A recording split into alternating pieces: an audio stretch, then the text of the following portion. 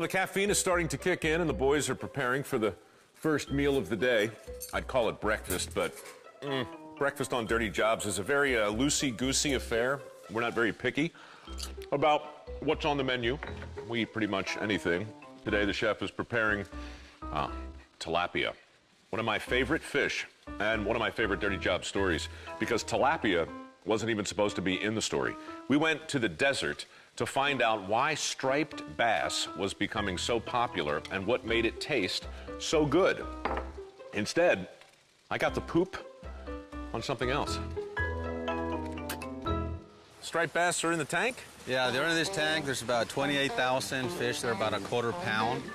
Every day here at Kent SeaTech, Junior and his crew tend to over 3 million fish, swimming in 100 concrete tanks spread over 160 acres. 30% of the country's hybrid striped bass are raised right here at Kent SeaTech. Now put it up. Pull it up. By producing farm-raised striped bass, Kent SeaTech helps reduce our dependence on the ocean's resources, which have already been stretched to their limits through overfishing. Why do their eyes get cloudy? Because it's probably dead. Eventually, the bass ends up in a box, and the box ends up on a refrigerated truck. But the water that the bass swam in, oh, that stays here. This is basically where our wastewater treatment begins. We have about 300,000 tilapia and carp in here. Right. To get rid of a lot of the particulates. Particulate poo. Yes. Oh, yeah. Oh. How are you, Al? All right. Did you miss me? A little bit. So, Alvaro, what is this thing called? This is a grater. A grater. We're gonna push it forward, and what it's gonna do, all those small fish are gonna come out, Yes. and the big fish are gonna stay in, which are the ones we're gonna take out. So basically, it's me and you in a toilet against 300,000 poo-eating fish. That's right. Got it. Do we push it all the way to the end? Yes. Oh. Well, this might take a while. They usually get down there in about a minute. Is that right? Okay? We're timing you. Why is it so freaking heavy?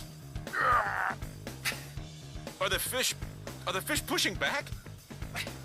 Come on, Mike, you're staying behind.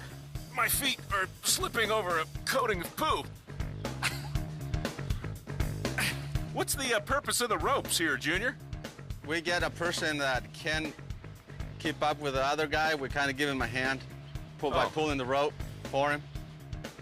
I don't see anybody over here waiting to help me. Oh, why weren't we doing this before? I wanted you to try hard. Yeah, well, mission accomplished there, funny man. Here's our net. 30,000 poo-eating fish coming at you.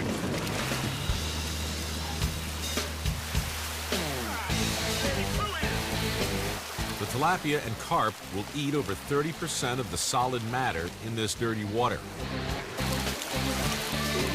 They're sold live to wholesalers in California, who in turn sell the fish to restaurants, fish markets, and food stores. The folks here tell me that the tilapia is a white, mild-flavored fish, perfect for grilling or filleting, while the carp are most often steamed. Just so you know.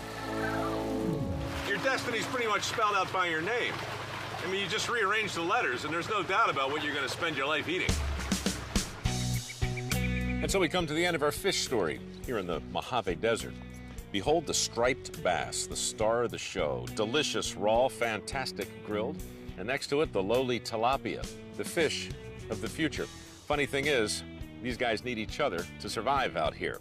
True, for the moment, the striped bass is getting all the glory, while the tilapia is otherwise engaged, eating its poo, but don't be fooled.